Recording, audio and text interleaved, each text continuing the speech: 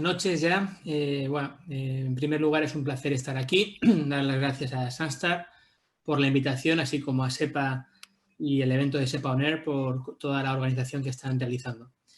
Empezaremos la conferencia. Si hay alguna duda, pregunta, hay un apartado aquí en Zoom de preguntas y respuestas y al final de la conferencia intentaré responder todas ellas, ¿vale? Voy a proceder a compartir pantalla para empezar.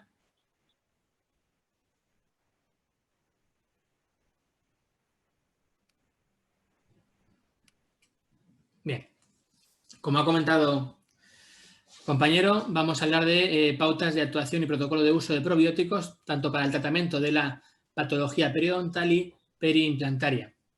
En primer lugar, hemos de saber qué son los probióticos. Bien, pues fueron descritos como microorganismos vivos que cuando son administrados en cantidades adecuadas dan lugar a un beneficio para el huésped. Fueron descritos por primera vez por Elie Mesnikov en 1907, pero no fue hasta 1965 cuando Lilly y Stilwell introdujeron el término de probiótico en sí. Simplemente un poquito de historia para saber de dónde venimos y cuándo fueron descubiertos, por así decirlo. En cuanto a cómo actúan a nivel sistémico, ya hace años y tiempo que se sabe, actúan pues mejorando situaciones como la diarrea, gastroenteritis, etcétera.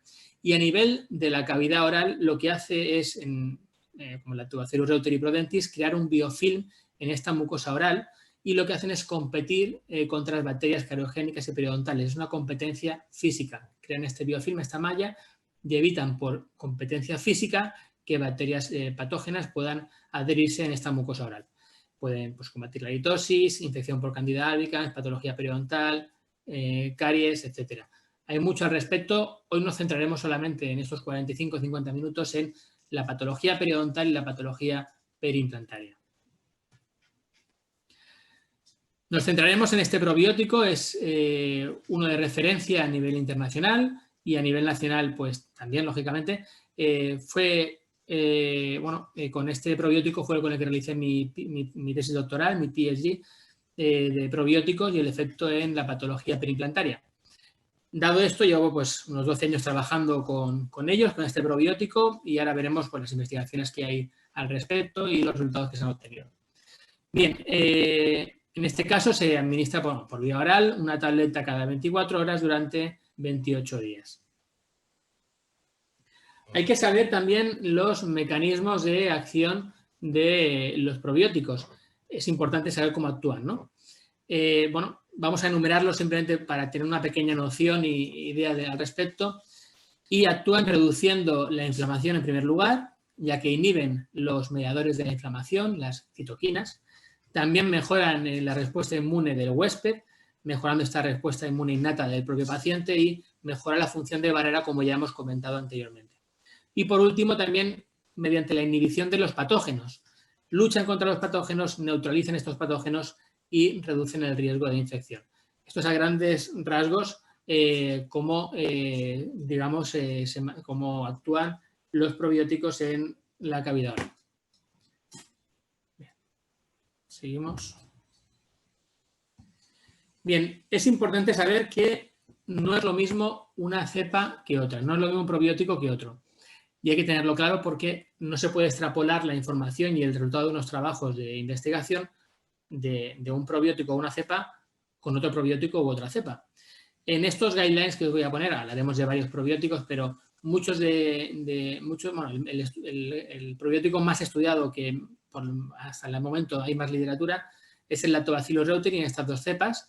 De hecho, hay un estudio de Donos, que luego hablaremos de él, reciente de este año, donde comenta que no ve mejoras del uso de probióticos en general en cavidad oral a nivel periodontal, pero si hubiera que elegir algún probiótico, digamos que el Lactobacillus reuteri es el que está un poco, digamos, por encima del resto. Aún así, luego veremos que ellos no obtienen en su revisión sistemática un buen resultado. Luego entraremos al detalle, pero como conclusión decían también esto de que el Lactobacillus reuteri parecía tener un mejor resultado.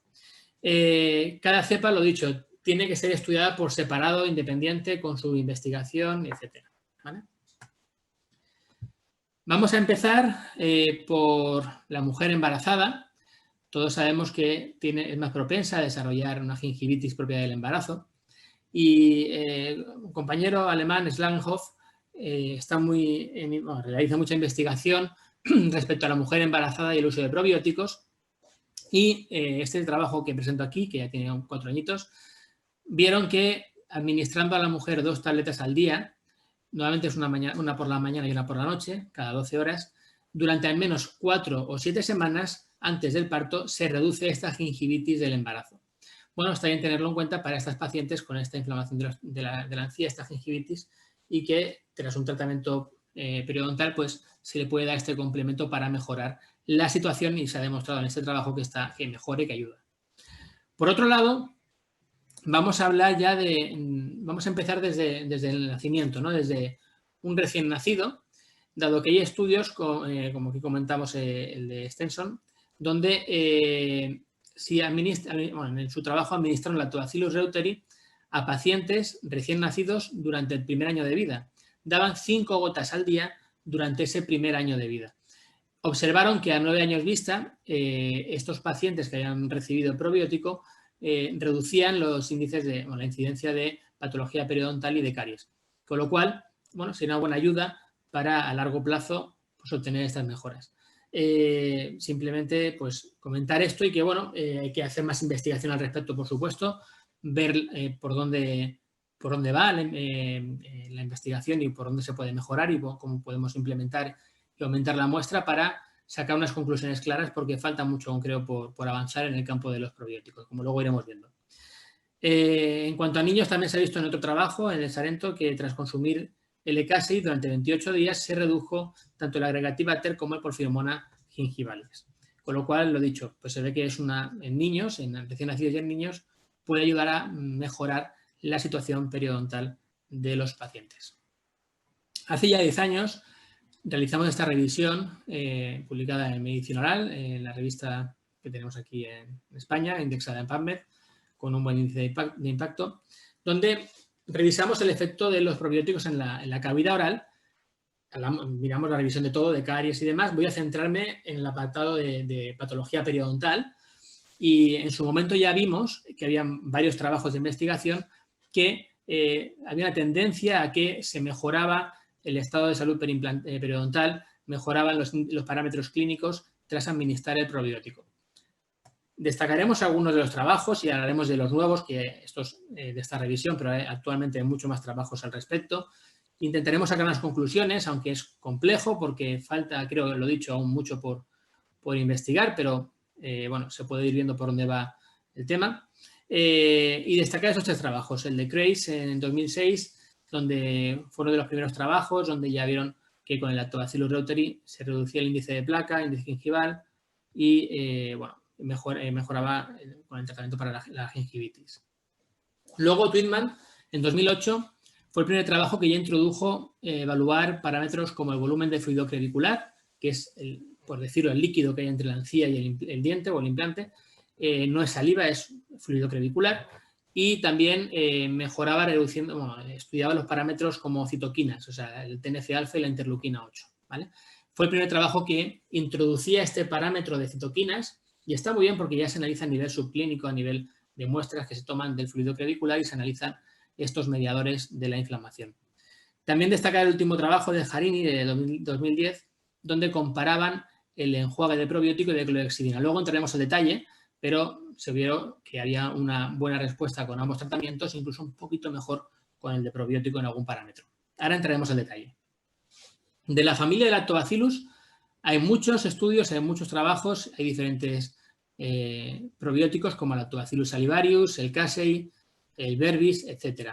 Quisiera destacar dentro del Reuteri un par de trabajos de 2 compañeras a nivel nacional, Margarita Iniesta, de Madrid, del equipo de Madrid, de Mariano Sanz, donde observaron una reducción de patógenos periodontales, pero sin cambios clínicos. Esto le llevó a un premio hace unos años de Premio Fonseca de SEPA, un gran trabajo, publicado en Journal Clinical Periodontology. Y otro trabajo de Mónica Vicario, una compañera de Barcelona, del grupo de José Nart, muy buena amiga también, donde observaron una mejora de parámetros clínicos en pacientes, tanto en placa, sangrado y sondaje. Este guiño de esos trabajos de investigación a nivel nacional, que creo que es importante, dado que en España pues, nos preocupamos mucho por investigar y lo hacemos con unos recursos justos a veces y bueno, hay que destacarlo. Bien, empezaremos con el estudio de Kreis, donde, bueno, hace ya años, en 2008, 2009, no me acuerdo ahora bien, en Barcelona se hizo un simposio internacional de probióticos y, bueno, y acudió Kreis a dar su conferencia y nos explicó cómo llegó a decidir hacer un trabajo de investigación con probióticos. Y me fue curioso, ¿no? Porque fue algo casual que llegara a sus manos la opción de hacer ese trabajo, ¿no? De investigación. Nos contaba que tenía un paciente con muy mala salud periodontal y que acudía siempre a los mantenimientos con una higiene nefasta. Y, bueno, una de las veces acudió y había mejorado. Y le dijo al paciente, bueno, ha mejorado, bien. O sea, ha empezado a usar el cepillo de dientes. Y el paciente dijo, no, yo sigo igual de cochino y no me lavo los dientes. Y digo, bueno, pues algo habrá cambiado en su vida diaria. Y dijo, lo único que tengo un problema estomacal y estoy tomando estos probióticos. Se lo comentó, se lo enseñó y pensó que podía existir alguna relación. Entonces acudió a la empresa sueca que tiene este probiótico y realizaron este trabajo de investigación con el Lactobacillus reuteri, ¿vale? Cogieron 59 pacientes con gingivitis de moderada a severa, 3 grupos. Al primer grupo, una cepa de Lactobacillus reuteri, segundo grupo, una cepa diferente, tercer grupo, el placebo. Estudiaron el índice gingival y la placa bacteriana. Administraron el probiótico solamente 14 días y era un chicle diario. Observaron que el índice gingival se redujo en ambos grupos de cepas, un poco más en el grupo 1, este índice gingival respecto al grupo 2, y ambos mejor que respecto al grupo de placebo. Y en cuanto al índice de placa, no habían diferencias entre ambos grupos de Lactobacillus reuteri, mejoraron y no hubo diferencias en el grupo de placebo. Con lo cual, fue un primer trabajo que, bueno, que apuntaba en buenas maneras el efecto de los probióticos en la salud periodontal. El siguiente trabajo que quisiera destacar es el de Twittman, que os he comentado anteriormente, que es el primero que introdujo ya parámetros como las citoquinas. Aquí hizo un estudio clínico prospectivo randomizado a doble ciego con 42 pacientes con gingivitis moderada. 3 grupos con 2 tabletas que le daba a cada paciente. En el primer grupo le daba una tableta de probiótico y una de placebo. Segundo grupo, 2 tabletas de probiótico y tercer grupo, 2 tabletas de placebo. Quiso ver las diferencias y estudiaron diferentes parámetros como el índice gingival, la interleuquina 1 beta, el TNF-alfa, la interleuquina 6, la 8 y la 10. ¿Cómo administraron el tratamiento? Durante 15 días dieron 2 chicles diarios con controles en la semana 1, en la 2 y en la 4. ¿Qué observaron? Observaron una reducción del índice gingival, tanto en el grupo que era una tableta de probiótico y otra de placebo, como en el grupo que le daban 2 tabletas de probióticos. Bien, un segundito. Vale, entonces luego vieron que en cuanto al TNF-alfa y la interleuquina 8, se redujo estas 2 citoquinas solamente en el grupo que estaban tomando 2 tabletas de probiótico, sin obtener diferencias significativas en el resto de citoquinas. Pero ya es importante. ¿Por qué? Porque ya estamos viendo que a nivel, por así decirlo, subclínico, con estas muestras tomadas, en el grupo que tomaba 2 tabletas de probióticos ya se reducían estas citoquinas, estos mediadores de la inflamación. ¿Y por qué son importantes el TNF-alfa y la interleuquina 8? El TNF-alfa es uno de los encargados que van al vaso sanguíneo cuando hay una inflamación, lo segrega el macrófago y da la señal al neutrófilo para que vaya a la zona a reforzar y ayudar al macrófago. Luego lo veréis en un vídeo que queda mejor explicado, que me ayudó un inmunólogo a realizarlo porque yo en estos aspectos soy odontólogo, no tenía mucha idea y por eso con el vídeo queda mucho más claro. Y la interleuquina 8 es la que marca el camino desde la zona de vaso sanguíneo para que el neutrófilo llegue a la zona del macrófago.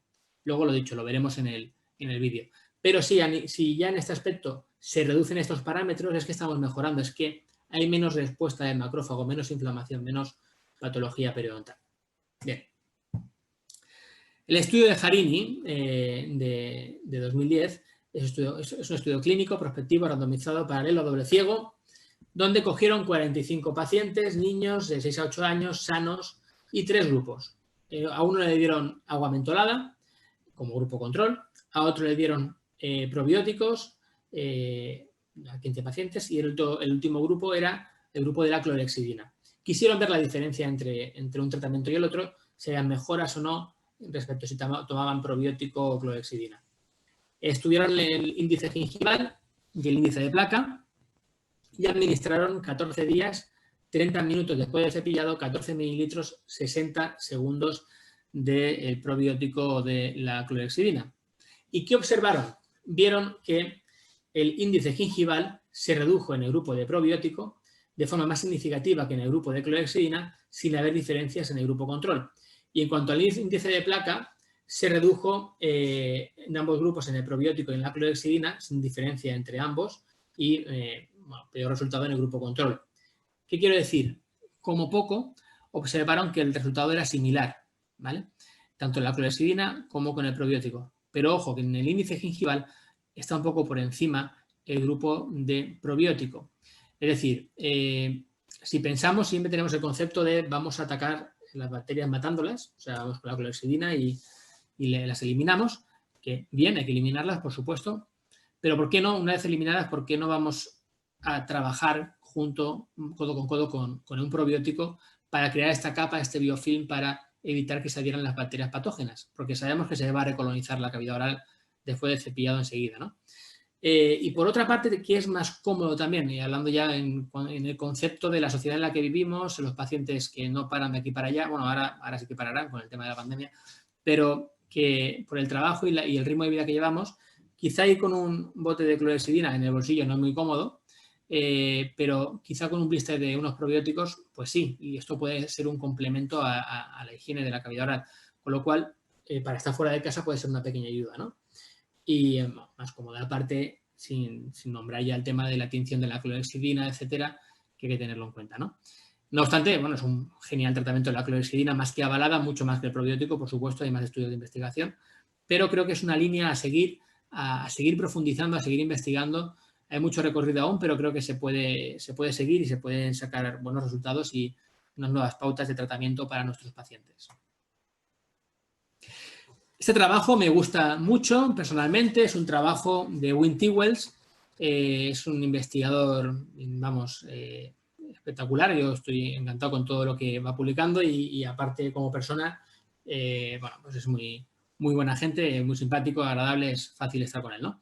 Pero destacar su investigación, esta en concreto, este estudio, este trabajo de investigación, donde es un estudio clínico prospectivo, randomizado, cruzado, doble ciego, controlado por placebo, con el objetivo de evaluar el efecto de las tabletas de Lactobacillus reuteri como complemento al raspado de la raíz, raspado radicular. ¿Y qué hicieron en este caso?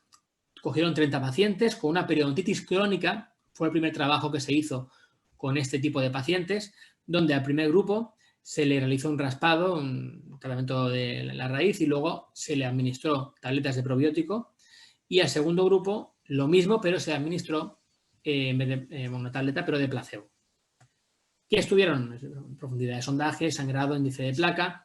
Y aquí el tratamiento fue largo. Fueron 12 semanas ese primer trabajo que se publicó con probióticos a 3 meses vista, dando además 2 tabletas al día, una por la mañana y una por la noche. Fue el trabajo más amplio y con más tratamiento de probióticos que había hasta ese momento, ¿vale? A nivel periodontal. Y observaron que redujeron los parámetros clínicos en el grupo de probióticos respecto al grupo placebo, y también se redujo la concentración de Porphyromonas gingivalis, es decir, el tratamiento que se realizó al paciente era el de raspado y delisado radicular de estos pacientes con patología periodontal crónica, pero simplemente por el hecho de dar como coadyuvante este probiótico, mejoró en estos aspectos, en los parámetros clínicos y en la carga bacteriana de la Porphyromonas gingivalis. Con lo cual, nos es relativamente sencillo, pues ya que hemos hecho el trabajo duro del tratamiento clínico del paciente, pues este soporte, esta ayuda con los probióticos. ¿Solamente ocurre esto con probióticos? Seguramente no, con clorhexidina o otros tipos de tratamiento puede ocurrir algo similar. Hay que ver las revisiones que hay al respecto y trabajos de investigación de RCT y ver por dónde van, ¿no? Pero creo que es un buen inicio para, a partir de aquí, pues seguir avanzando y hacer más trabajos de investigación al respecto. Seguimos. Este trabajo reciente de este mismo año, en plena pandemia, fue publicado en mayo, donde en este estudio clínico prospectivo randomizado cogieron a 25 pacientes con periodontitis crónica, siguiendo la línea de Wim Tewels, y en el primer grupo hicieron el raspado y delisado radicular, y en el segundo grupo además le dieron el probiótico. ¿Qué observaron? Observaron que, bueno, estudiaron los parámetros del índice gingival, profundidad de sondaje, índice de placa, los niveles de volumen de fluido crevicular, que es importante también. Sabemos y está demostrado que a mayor volumen de fluido crevicular, mayor patología o actividad patológica periodontal, y si se reduce este volumen de fluido crevicular, mejora la situación. Y también el marcador MMP8, ¿vale? El tratamiento fueron 30 días, 2 tabletas diarias, o sea, una por la mañana y una por la noche. Como pautas de recomendación se recomienda siempre, pues, cuando son 2 tabletas, una por la mañana y una por la noche, cada 12 horas, ¿vale? 30 días, no son los 3 meses del anterior trabajo de T-Wells, pero bueno, 30 días tampoco está mal. ¿Qué observaron? Una reducción de los parámetros clínicos en ambos grupos y además también en el grupo de probióticos se redujo el marcador MMP8, con lo cual vemos que hay una mejora también en este aspecto. Quizá ampliando un poco el tiempo de tratamiento podemos mejorar algún parámetro más. Bueno, pues sería plantearlo para futuros estudios quizá. Pero ya vemos que la tendencia es positiva de ese trabajo con probióticos. Otro trabajo de Isabel Laleman es un estudio clínico prospectivo randomizado, es un RCT, donde quisieron ver en 39 pacientes con periodontitis tratada ya, que además requiere una reinstrumentación de las bolsas residuales que han quedado en estos pacientes, el manejo con probióticos. En un grupo le dieron probióticos, al otro grupo le dieron placebo. ¿Qué estudiaron? Índice gingival, profundidad de sondaje, índice de placa, sangrado de sondaje, recesión, parámetros clínicos estándares. ¿Qué dieron como tratamiento? Inicialmente, tras el raspado y alisado, dieron unas gotas de probióticos o placebo, depende del grupo, en estas bolsas y luego además un complemento de 12 semanas con tabletas diarias, una al día, ¿vale? ¿Qué obtuvieron? Vieron que no observaron un efecto positivo ni negativo, no hubieron diferencias en ambos grupos por haber administrado o no el probiótico en gotas o placebo en gotas, pero sí que observaron en el grupo de probióticos que se redujo la profundidad de sondaje de forma significativa con respecto al grupo donde administraron las tabletas de placebo. Y en este grupo de pacientes fueron necesarias menos zonas con requerimiento quirúrgico, es decir, bolsas que eran quirúrgicas se convirtieron en no quirúrgicas, con lo cual, bueno, pues es un apunte positivo, creo yo, es además publicada en Journal Clinical Periodontology también este año en 2020, es la mejor revista que hay a nivel periodontal, como ya sabéis, del 1Q1, y bueno, con un buen resultado y un buen trabajo de investigación, ¿no? Pues yo creo que hay que seguir en esta línea y viendo por dónde va. Luego hay trabajos como este de Handstrom, donde es un estudio clínico, prospectivo, randomizado, cruzado, doble ciego, controlado por placebo, con 18 mujeres con gingivitis inducida. Es una muestra un poco baja de pacientes, pero bueno, con una gingivitis inducida además, que lo provocamos nosotros, de diferente el tipo de paciente. Y en el primer grupo le dieron probiótico Lactobacillus reuteri y al segundo grupo le dieron placebo. Aquí estudiaron parámetros microbiológicos, placa bacteriana, sangrado, sondaje, volumen de fluido crevicular, concentración de citoquinas como la interleuquina 1 y la 8 y se dio un tratamiento durante 3 semanas de probiótico o placebo y una tableta cada 12 horas, o sea, 2 al día. Y en este trabajo no observaron diferencias significativas entre ambos grupos. ¿Qué quiero decir? Hay trabajos de investigación que no observan diferencias, de hecho hay varios. He puesto aquí un ejemplo, hay otro estudio reciente de Morales, con un estudio que además compara el efecto del probiótico con además antibiótico y no ve diferencias entre ambos grupos y no ve como una necesidad el administrar también el probiótico, ¿no? Y como ese hablaríamos de varios trabajos que tampoco observan estas diferencias significativas. Hay unos que van por esta línea, otros por la otra. Hay que ver toda la información, todo lo publicado, a poder ser RCTs, trabajos de investigación que tienen mayor relevancia y ver qué obtienen como resultado. Bien, en este trabajo, también en línea a lo que comentábamos de que no observan mejorías, el estudio de Donos, también reciente de este año, bueno, el año pasado publicado en 2019, es una revisión sistemática y un metaanálisis, si no me equivoco, una revisión sistemática, ¿verdad? Una revisión sistemática sobre trabajos de investigación, bueno, publicaciones científicas, estudios de RCT y de diferentes tipos de tratamiento coadyuvante de la patología periodontal, tratamiento no quirúrgico. Y nos centramos en nuestro caso, lo que nos concierne en el tema de los probióticos. Revisaron más tratamientos, pero nos centraremos en los probióticos y incluyeron solamente 5 trabajos, después de pasar los filtros que cuando hace una revisión sistemática ponen una serie de mecanismos de filtros para quedarse con X trabajos de investigación, se quedaron tan solo con 5 trabajos.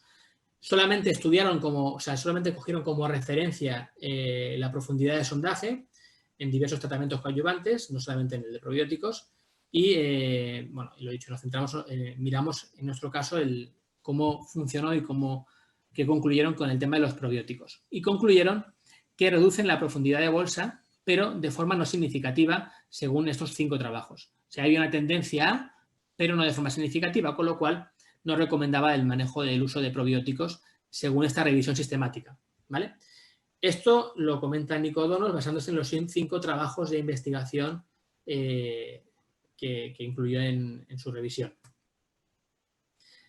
Basándose en este trabajo, la EFP hizo un consenso de expertos este mismo año, en abril, donde los estudios que se valoran de probióticos se centraban únicamente en ese trabajo de Donos de 2019 y explicando lo anteriormente mencionado, que hay una tendencia a reducir de forma, en lo que es la profundidad de sondaje, pero no de forma significativa.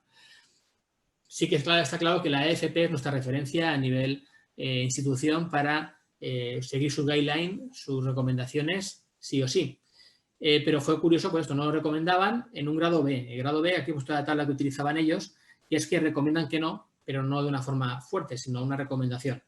Entonces, bueno, esto es porque también imagino que con 5 trabajos que se quedaron para la revisión es poca evidencia, habría falta hacer más investigación, que es lo que siempre estoy diciendo, trabajos de calidad, RCTs de calidad para poder ver exactamente por dónde vamos, ¿vale? Y esto entra en contraste con otra revisión sistemática, la de Donos fue el 2019, esta es, si no me equivoco, de 2020, sí, 2020, en marzo de 2020, donde es una también revisión sistemática de estudios de RCT, donde incluyeron en vez de 5, 9 trabajos de investigación, tras los filtros que usaron en este caso ellos, y los parámetros no solamente fue la profundidad de sondaje, sino que además ampliamos a índice de placa, sangrado de sondaje y la carga bacteriana. Y en este caso, como conclusiones, sacaron que los probióticos aportan un beneficio en pacientes crónicos periodontales tras el tratamiento mecánico de raspado y alisado. ¿Qué quiero decir con esto? Pues que, bueno, hemos visto 2 revisiones sistemáticas potentes en revistas de impacto. Está claro que el artículo de Donos es una revista de mayor impacto, pero no hay que menospreciar este trabajo de investigación, por supuesto. Todas las investigaciones son válidas en según qué niveles ya que estamos hablando. Y, bueno, las diferencias en incluir unos u otros trabajos han hecho que en el caso de Donos, con 5 trabajos, no había una tendencia a mejorar en la profundidad de sondaje, pero no lo recomendaban. Y en este otro trabajo, con 4 trabajos más, con 9, y con más parámetros clínicos y con la carga bacteriana, sí que lo recomiendan. Con lo cual, mi recomendación es que leáis la literatura, que veáis todo lo que he publicado, que sean trabajos serios, RCTs con una amplia muestra y con un buen control, y que saquéis vuestras conclusiones con todo lo que he publicado también, ¿no? Sí que hay que tener en cuenta las guías y el comité de expertos, que para eso están, pero lo dicho, en este caso hay una controversia entre un trabajo de Donos y el trabajo de Vive Soler, a nivel además nacional, el grupo de Chimenos de Barcelona. Bien, simplemente para que veáis que en investigación no es blanco-negro, hay una escala de grises en la cual nos manejamos y como conclusión lo mismo, hay que seguir investigando y apoyando la investigación para sacar más conclusiones en muchos aspectos y en este caso en el mundo de los probióticos. Bien, en su momento, hace ya un par de años, se realizaron guidelines de probióticos con la literatura que había hace 2-3 años, donde tras la revisión se hicieron unas pautas de recomendación. ¿Qué recomendaron? Recomendaron en pacientes con periodontitis inicial a moderada administrar 2 tabletas al día durante 2 semanas por lo menos, recomendable 8, cuanto más tratamiento, pues en principio mejor, porque más se mantiene en el tiempo los beneficios, o una tableta al día durante 4 semanas al menos o alargarlo 12 semanas, ¿vale? Para casos de periodontitis inicial, moderada, etc. Si ya hablamos de periodontitis avanzada crónica, ya aquí hablamos de una recomendación de 2 tabletas al día sí o sí, ya no hay posibilidad de una, mejor 2, y al menos, por lo menos 4 semanas, pero recomendable esas 12 semanas que vimos en el trabajo, en el RCT de Winty Wells, para mejorar estos parámetros clínicos y descender la carga bacteriana. Bien, vamos a dar unas recomendaciones de guidelines en cuanto al manejo de probióticos en cavidad oral. Lo suyo sería no interrumpir el tratamiento con probióticos las primeras 2 semanas. Es muy poco tiempo, no hay que pararlo, hay que al menos mantenerlo un mes, porque si no, no veremos un efecto positivo, seguro prácticamente. Hay que tomar el probiótico al menos media hora después del cepillado, para que no haya interferencia ahí con el cepillado.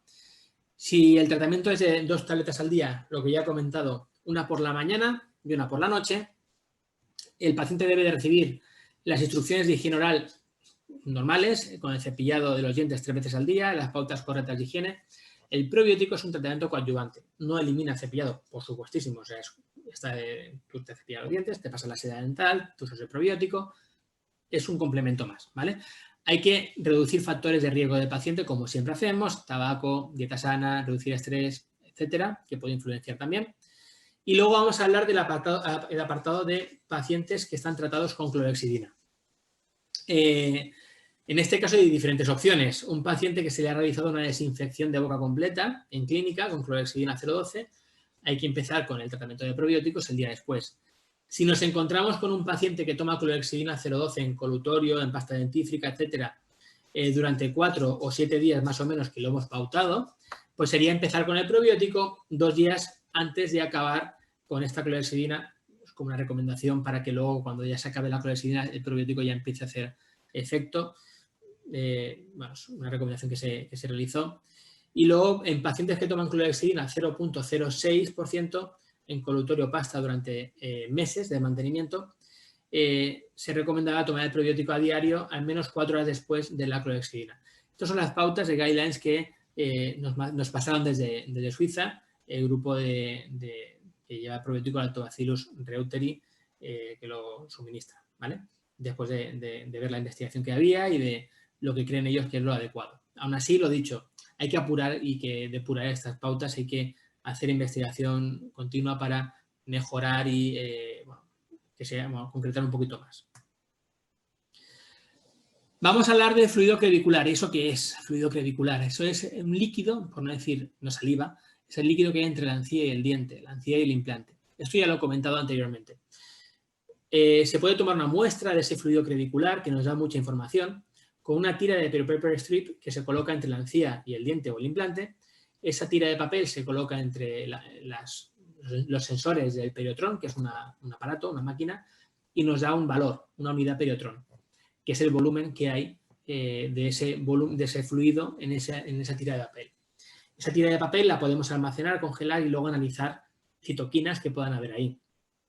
De modo que simplemente un paciente que tras un tratamiento periodontal vemos que se reduce este volumen de fluido crevicular por unidades periotrón, ya podemos decir que a nivel subclínico está mejorando, aunque no se mejore la inflamación, etcétera. Incluso si vemos un aumento, aunque no haya una inflamación muy evidente, puede ser que esté a punto de aparecer una patología.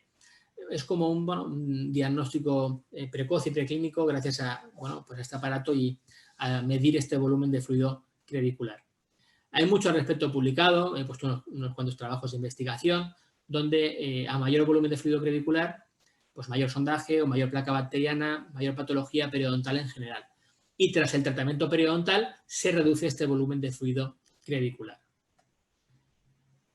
Si entramos en el apartado de los implantes, vemos que el diente es diferente al implante, por supuestísimo.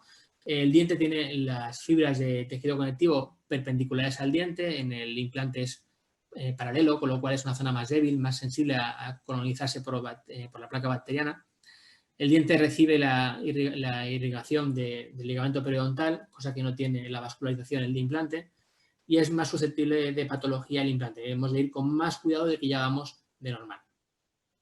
En su momento hicimos una revisión también para ver el efecto de las citoquinas en la patología perimplantaria. Las más estudiadas fueron la interleuquina 1 beta y la interleuquina 6 y se vio que esta concentración de citoquinas aumentaba con la patología y se reducía tras el tratamiento. Eso es lo que vimos como conclusión general de esta revisión realizada. Por nuestra parte hicimos un trabajo de investigación con 34 pacientes portadores de 213 implantes, donde tomamos 90 muestras de estos implantes, 90 implantes, tomamos muestras de fluido clavicular y de bacterias, y vimos que había una relación significativa entre a mayor volumen de fluido clavicular, mayor carga bacteriana patógena. Había una relación directa. Es un trabajo que realizamos en la Universidad de Valencia con el doctor Peñarrocha, del cual, bueno, pues sacamos una conclusión que ya habíamos visto por lo que había en la literatura publicada. Bien, en cuanto a la etiopatogenia del implante, hay que tener en cuenta el estado del tejido periimplantario, que es una zona más débil, ya lo hemos comentado, por esa unión del sellado periférico de la encía. El diseño del implante influye, si es un cuello pulido mecanizado, tratado hasta arriba, hay diferentes tipos de cuello y es donde vamos a trabajar nosotros. La colonización de las bacterias en esta zona, la higiene oral del paciente, un diseño malo de la prótesis, como que veis en la imagen, con un faldón vestibular que retiene placa y eso es la peor opción para estos implantes, o el tabaco, que puede llegar a hacer una gran periimplantitis y perder implantes también, ¿no? Esta es la etiopatogenia principal de la patología periimplantaria. En 2010, cuando hicimos la revisión de probióticos en cavidad oral, no había ningún trabajo publicado en implantes y decidimos realizarlo. Fue, lo dicho, mi trabajo de investigación, mi trabajo de tesis doctoral, que luego fue publicado. Esto es el timeline, no vamos a entrar al detalle del trabajo de investigación con un total de 344 implantes al final que fuimos evaluando. Al final luego fuimos acotando y apurando y fuimos acoplando según los pacientes en dos grupos.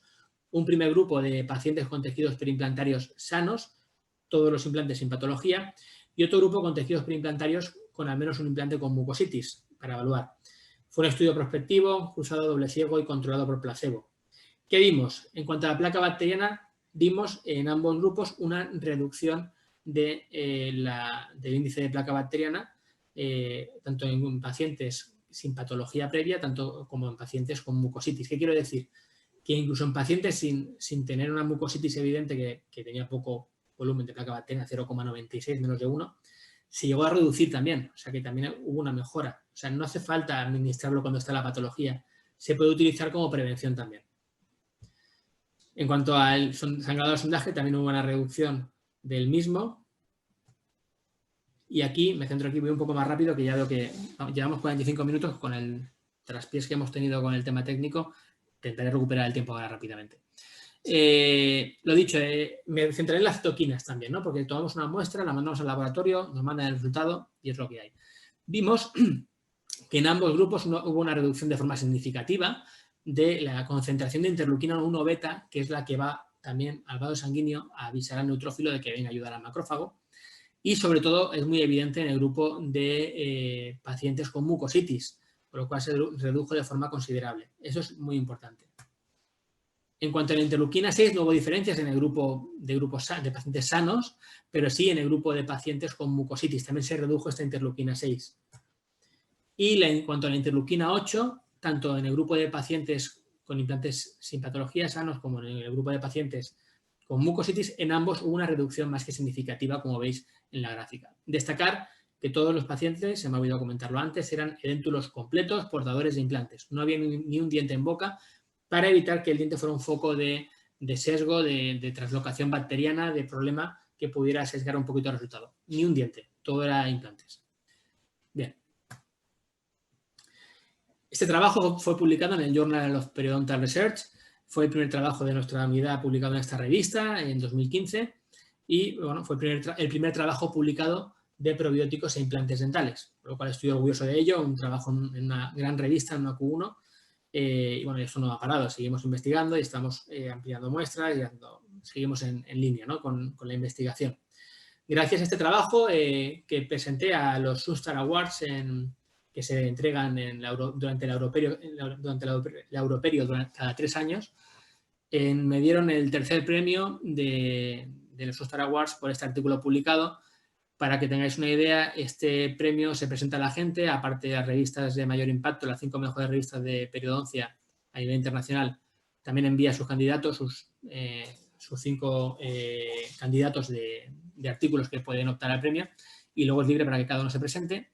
Y bueno, pues obtuve el tercer premio y fui el primer español, digamos, en conseguir este premio, con lo cual estoy muy contento. Nada que ver con premios como los que se otorgan en la Europerio en sí, en el propio congreso, durante el congreso, pero bueno, contento de ello. Es un premio de la Sunstar Awards, de la empresa Sunstar, que se da durante este evento. Y nada, pues simplemente pues comentarlo, que estoy lógicamente contento del trabajo realizado con todo el equipo que hicimos ese trabajo de investigación. Pero mi trabajo no fue el único ni el último, sino que se continuó y se hizo más investigaciones de probióticos en implantes. Vamos a empezar a destacar alguno de ellos, hablaremos de todos, por supuesto. El primero ya lo conocéis, que es el mío. Posteriormente quisiera hablar del trabajo de Galofré, publicado en 2018, del grupo de José Nart de Barcelona, que me consta que tiene un gran equipo de investigación en general, pero en probióticos están muy fuertes y hacen mucha investigación al respecto. Y fue el primer trabajo que, igual que el mío, fue el primero de probióticos en implantes con mucositis. Fue el primero que además incluyó la perimplantitis y observaron una reducción de parámetros clínicos y de porfiromona gingivalis tras administrar el Lactobacillus reuteri.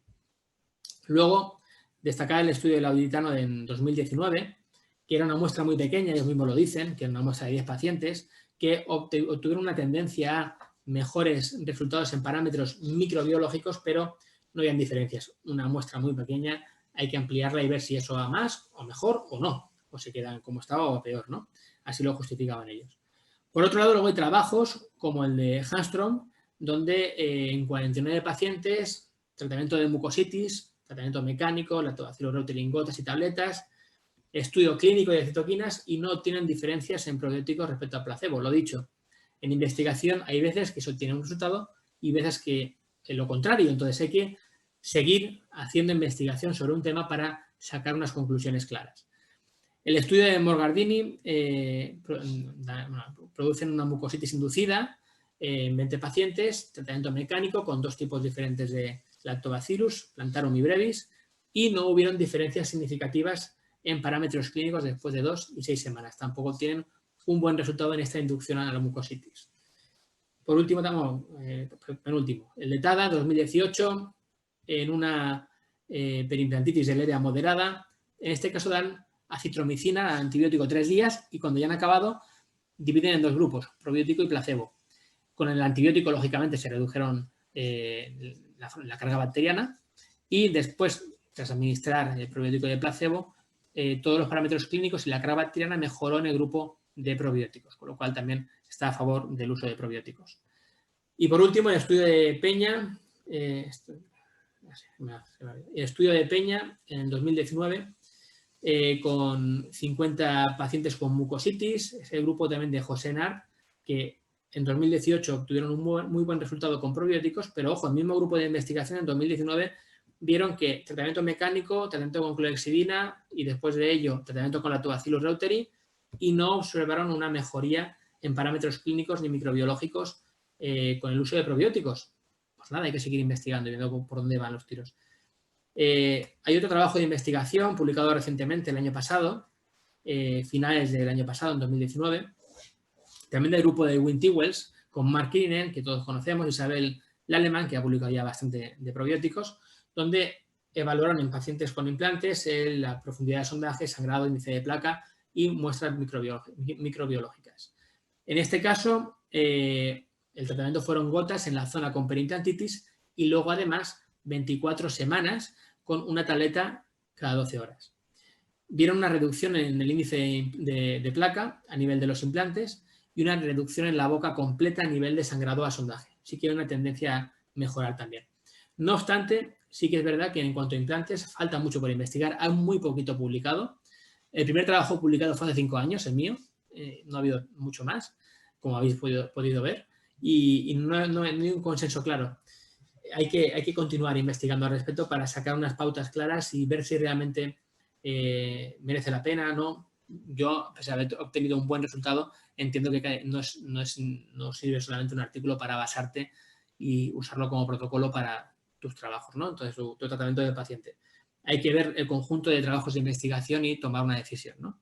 Y hace falta más investigación al respecto.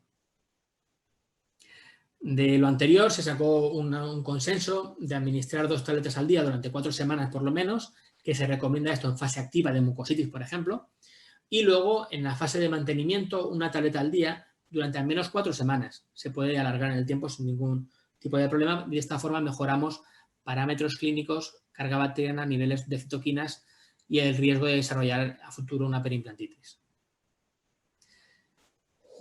Rápido, que ya queda poquito. ¿Se pueden usar probióticos en tratamientos con perimplantitis? Y me refiero a tratamientos quirúrgicos perimplantarios. Voy a poner un par de casos clínicos. No todo va a ser artículos de investigación, para que veáis algo también de sangre, que también siempre suele gustar. Pongo esta diapositiva, esta imagen del libro de Schwartz y Becker de Quintessence 2010, donde viene a decir que cuando nos falta una pared del implante, va a ser complicado de regenerar. Es una zona roja, una zona compleja de restaurar y que recomiendan más pulir espiras y ya está, ¿no? Cuando es un defecto contenido que mantiene la pared del hueso del implante, entonces se puede limpiar y regenerar. Y cuando es una pérdida vertical por completo, pues ahí ya es complejo que se pueda obtener un buen resultado de regeneración. Un primer caso con una perimplantitis considerable, pérdida de hueso de prácticamente la mitad del implante o una tercera parte larga, un sondaje elevado, abrimos, limpiamos todo el tejido de granulación, un defecto en cazoleta, digamos, alrededor del implante. En este caso utilizamos el T-Brush, un cepillo de titanio, en este caso de Straumann, para limpiar bien la superficie del implante. Hay estudios de investigación al respecto que lo comparan con las cubetas manuales y elimina más la placa bacteriana a nivel microscópico. Se ve que se queda mejor la superficie del implante con el T-Brush que con la cubeta manual, con lo cual es recomendable, yo lo recomiendo, lo utilizo bastante. Posteriormente apliqué probiótico en gotas alrededor de la superficie del implante. ¿Esto está demostrado que funciona y tal? No. Esto sí que se ha visto anteriormente en trabajos de patología periodontal crónica que administraban probiótico en gotas y no tuvieron mejoras, lo habéis visto, pero esto ya hace años que lo hice y colocamos estos probióticos en la superficie del implante porque me costaba muy poco como complemento. Pusimos el biomaterial, la membrana y más probiótico, posiblemente por placebo para mí estas últimas gotas de probióticos, pero me costaba poco y era un defecto considerable. Cerramos, esto es un mes tras la cirugía, 7 meses tras la cirugía y esto es a los 7 meses donde la profundidad de sondaje era menor a 3 milímetros y aquí tenemos la restauración protésica. Esto fue realizado en la unidad de cirugía bucal de la Universidad de Valencia, del equipo del doctor Peñarrocha, donde vimos que en este implante, un año tras la cirugía, se había regenerado, se había restaurado el defecto hasta la primera espira del implante. Partimos de una situación inicial muy desfavorable, perdiendo 3 espiras, casi 4, y en el post, a cabo de un año, ya habíamos regenerado hasta la zona de la primera espira. ¿Este hueso está integrado al implante? No lo sé. Para saberlo había que hacer una histología que no podemos quitar el implante al paciente. Me consta que sigue en boca y hace ya por lo menos 5 o 6 años que se realizó el trabajo. ¿Esto es por el probiótico? Pues seguramente no lo sé. Simplemente yo creo que es la suma de factores. Hay que ser muy apurado en limpiar muy bien el hueso perimplantario, en limpiar muy bien el implante con este cepillo especial. El probiótico puede ser un coadyuvante más y luego la regeneración, por supuesto, ¿vale? Es el conjunto de tratamientos, pero simplemente he querido ponerlo para que veáis que, bueno, yo le di esa aplicación en estos casos de perimplantitis. Sí que haría falta hacer un estudio de investigación al respecto y ver con y sin el probiótico si realmente produce un efecto beneficioso o no produce ningún efecto.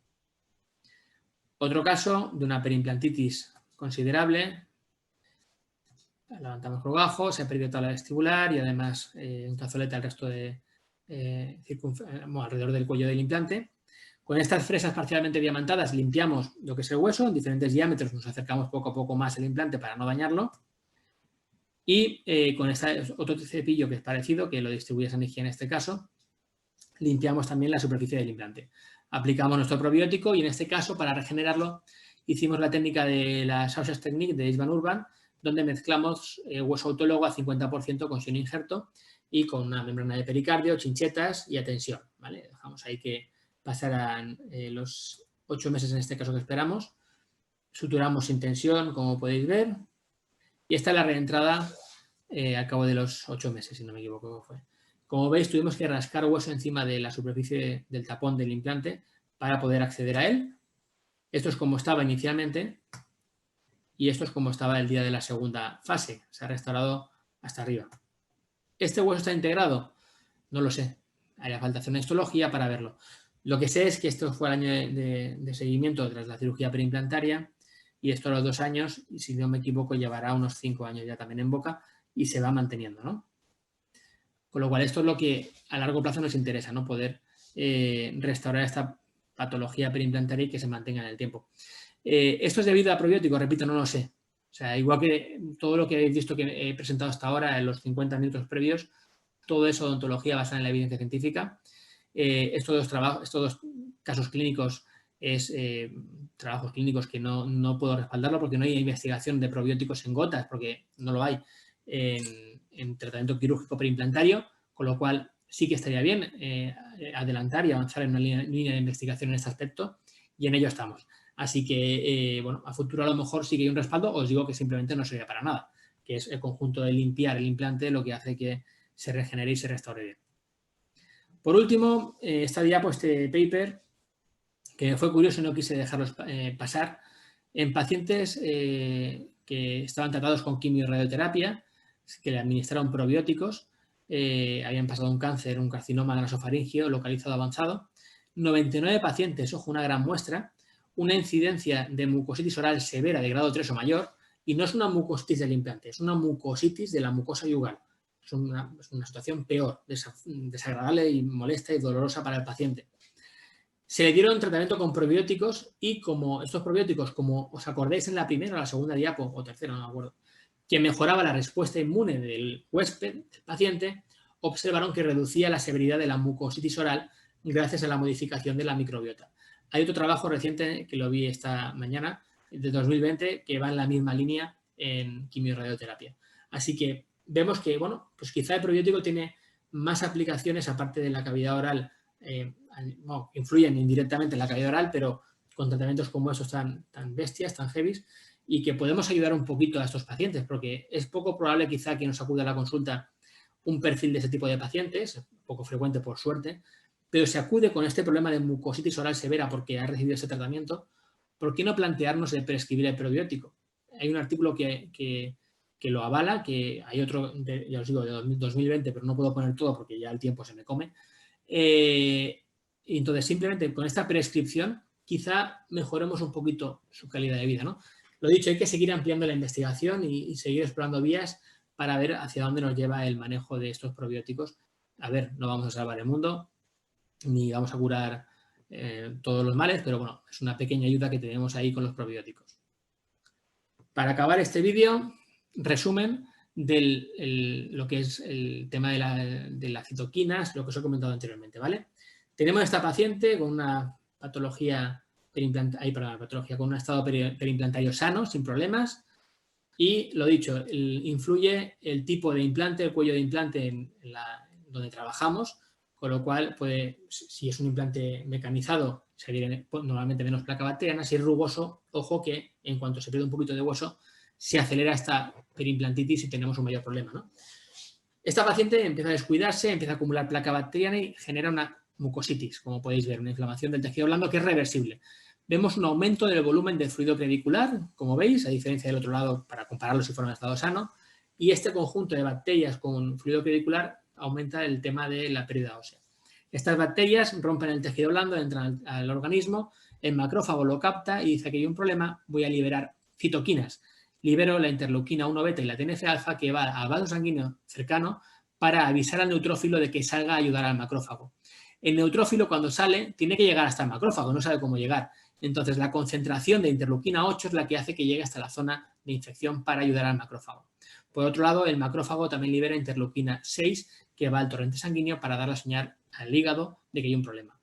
Estas citoquinas se extravasan al surco perimplantario, donde tomamos nuestra muestra con la punta de la tira de papel y de ahí se ve la concentración de estas citoquinas, de ahí la importancia, ¿no?, que comentábamos. La interleuquina 6, como os he comentado, va al hígado, del hígado le da una señal y dice, oye, hígado, aquí hay un problema en una parte del cuerpo que no sabe dónde es el hígado, hay una inflamación, por eso estoy aquí en esta concentración tan elevada, ayúdame, y produce la PCR, proteína C reactiva. Esto ayuda al macrófago a eliminar la infección, pero cuando de forma continua se segrega la interleuquina 6, como en una patología periodontal crónica, esto hace que la PCR aumente su concentración, sus niveles, y cuando pasan los 2 picogramos por mililitro, lo que ayuda es a fomentar la creación de placas de ateroma en los vasos sanguíneos adyacentes al corazón. Y es, junto con otros factores, que pueden estimular una patología cardíaca del paciente. Bien, aparte de la higiene oral, si administramos el probiótico, en este caso, como veis, lo que hace es esta barrera, esta malla, crea esta malla de protección, esta barrera física, que evita que las bacterias patógenas se adhieran a nuestra superficie del implante y tejidos blandos.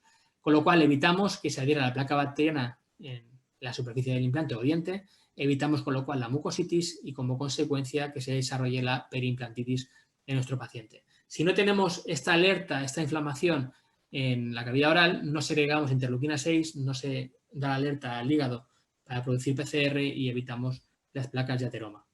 No solamente de probiótico, ese conjunto de la salud oral, que por aquí hay que tenerlo en cuenta, que es crucial, y bien lo sabéis, y más en esta sociedad como sepa, y la importancia que le da la divulgación de la salud oral a los ciudadanos, a la población en general, hay que evitar llegar a esta situación, ¿no? Y el paciente no es consciente de que la cavidad oral está en conjunto con el resto del organismo y que influye muchísimo en diferentes aspectos, como habéis podido ver.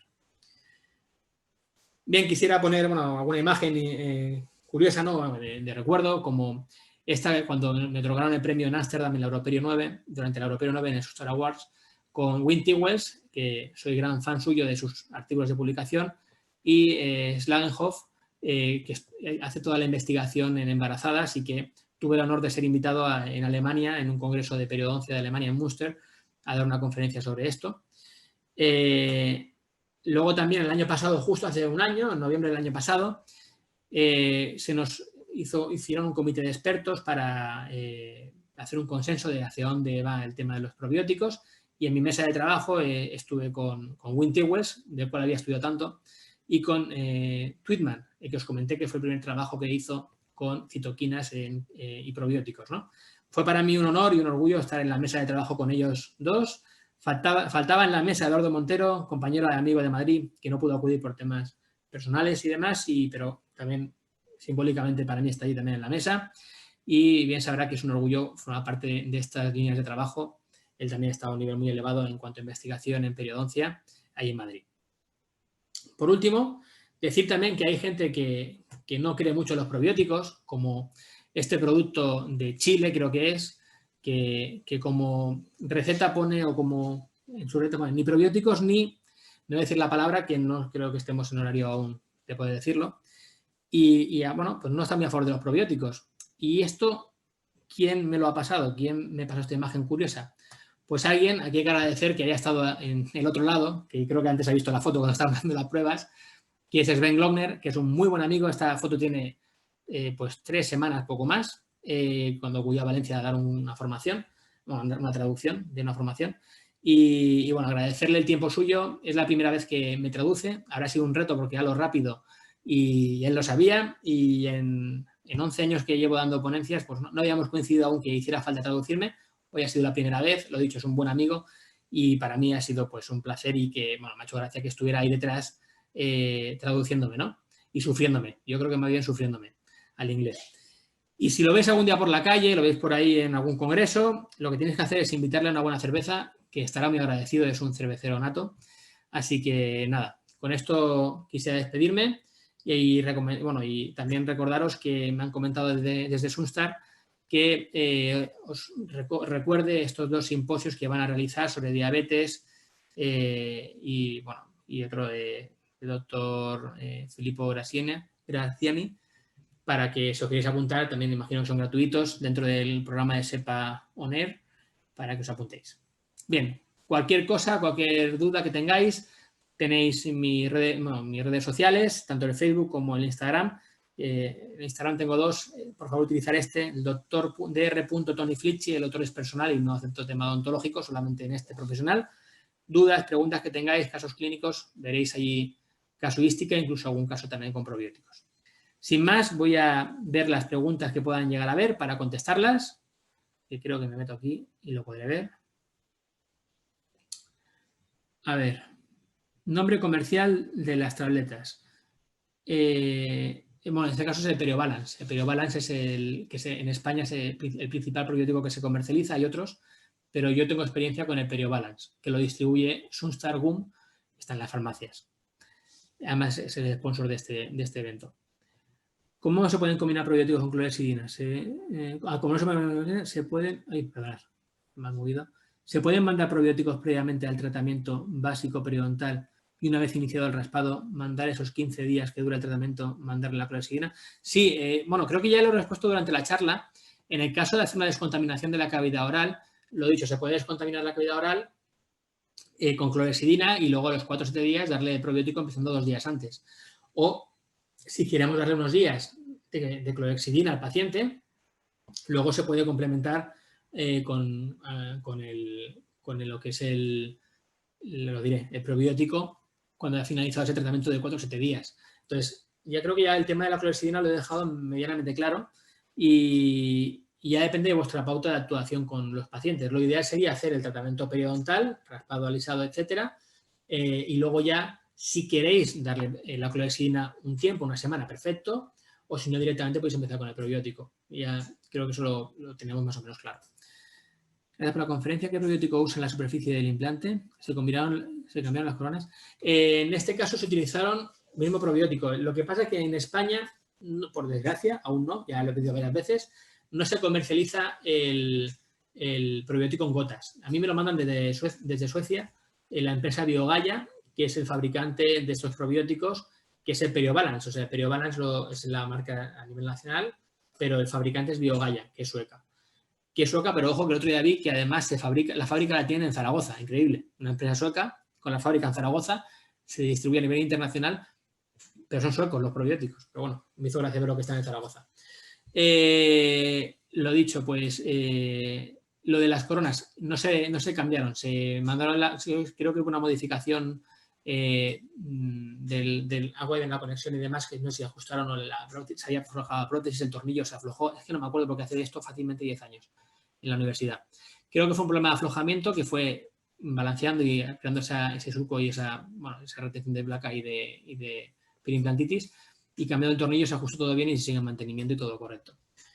En fin, poco me acuerdo más del caso porque yo me encajé en el tema quirúrgico y luego el mantenimiento lo llevan los compañeros. O sea, mantenimiento a largo plazo, como veis.